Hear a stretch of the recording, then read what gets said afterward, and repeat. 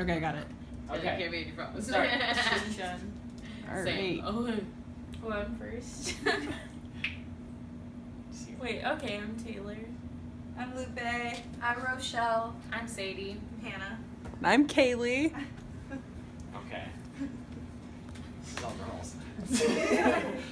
Okay. Disneyland for me personally has always been a great experience to me. I grew up with Disneyland ever since I was the age of 7 when I first went. It's always had positive association with me and my family. For example, my great-grandparents actually bought Disneyland stock. They had met Walt Disney himself when he was a child. Not when he was a child, but when they were children. And so it's always been a big part of my family's life, so I thought that it would be a great idea to do such for the speech.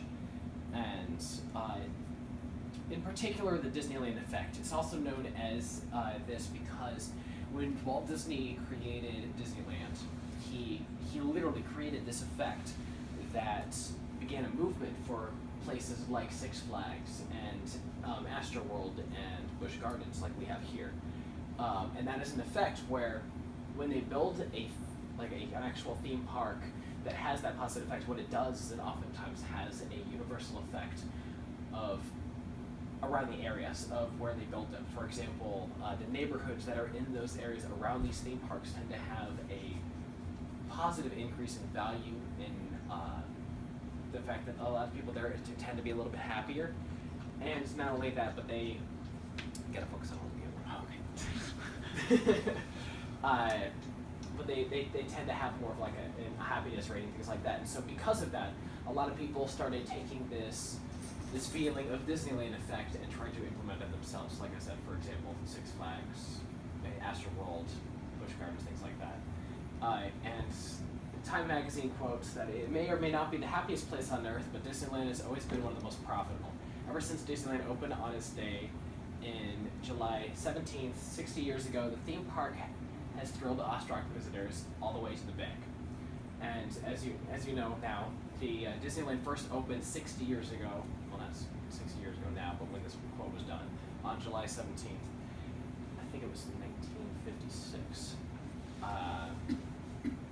When it was built, it was a lot more adult-oriented, but with a little bit of theme of the children. And it was very unique in the terms that nobody had really done any big theme parks like that before. And so them creating this environment was very unique in that all in itself. And as years passed by, that's when other theme parks or like other big companies realized that this was a great example of something that they could implement themselves. And that's so when they started building Astroworld and things like that. And the thesis that is missing in urban life is a sense of fun.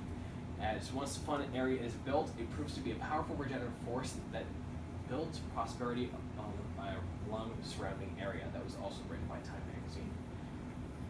And based off of them being able to realize this, that's when they started building other places like Astroworld and Six Flags and things like that in the late 1960s and the early 1970s. Walt Disney had a model that was so successful that a lot of other companies wanted to implement that, and that's what also made Walt Disney such a great man because of his visionary statements and his ideas and things like that. They quote that his model was so successful, in fact, that it was emulated by Six Flags and Astroworld before Disney Company had reproduced Walt Disney World, which we know of is in California, or in Florida, which opened in Florida in 1971. Walt and his disciples had, it seemed, identified the phenomenon time labeled as the Disneyland effect, which is important too, of course. The article, The Expulsion from Disneyland, here calls that B, which 2002 was another source that he used, observed on that day that American people were expelled from Disneyland. The 9/11 attack signaled the end of Americans' perceived invulnerability and freedom from the worry of the United States they could be a target of foreign terrorist attacks. It turned out that this effect, the Disneyland effect, had a positive effect on a general morale of the country itself, not just in areas that are around it.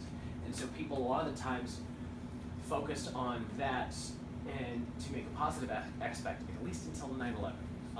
Apparently during 9/11, what happened was because it was such a public target, Disneyland had a big focus on it. So somebody could come into Disneyland, they could literally bring a bomb and they could kill a disastrous amount of people and affect morale out, just like they did on the Twin Towers. And so it almost was like the Disneyland effect had a twist.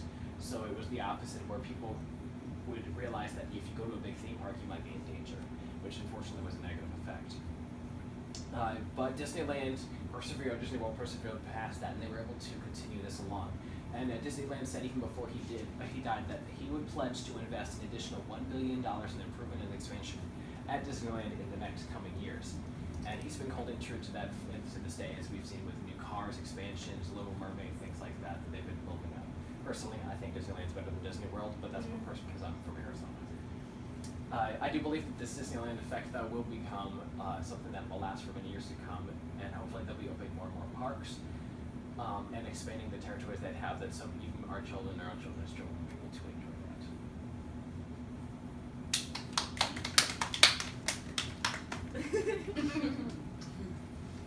Okay. We're gonna stop it now. No Yeah. more.